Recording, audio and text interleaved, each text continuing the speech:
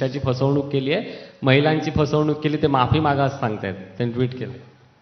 खरं म्हणजे एखादा व्यक्ती किती खोटं बोलू शकतो याचं जर ऑलिम्पिक घेतलं तर मी तुम्हाला सांगतो राहुल गांधींशिवाय दुसऱ्याला मेडल मिळूच शकत नाही. सगळी गोल्ड मेडल हे राहुल गांधींनाच मिळतील. त्यामुळे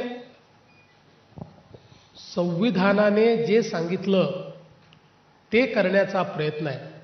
खरं म्हणजे आपण जर कॉन्स्टिट्यूशन ज्यावेळेस आपलं संविधान तयार झालं त्यावेळेस संविधान सभेच्या डिबेट जर बघितल्या तर भारतरत्न डॉक्टर बाबासाहेब आंबेडकर हे सर्वाधिक महिला रिप्रेझेंटेशन करता चिंतेत होते आणि आग्रही होते.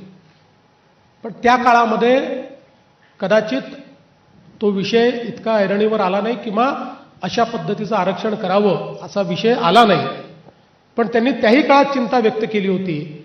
आज भारतरत्न डॉक्टर बाबासाहेब आंबेडकरांचे जे विचार त्यांनी संविधान सभेमध्ये व्यक्त केले आहेत त्याला अनुरूप असलेला कायदा आल्यानंतर तो कायदा पाडायचा आणि संविधान जिंकलं म्हणायचं. खरं म्हणजे संविधानकारांच्या विचारांवरही एक प्रकारे काँग्रेसने घाला घातलेला आहे आणि महिलांना तर निश्चितपणे मागे टाकण्याचं काम त्यांनी केलं आहे. त्यामुळे मी राहुल गांधींनी माफी मागावी असं कधी म्हणणार नाही, कारण ते मागणारच नाही.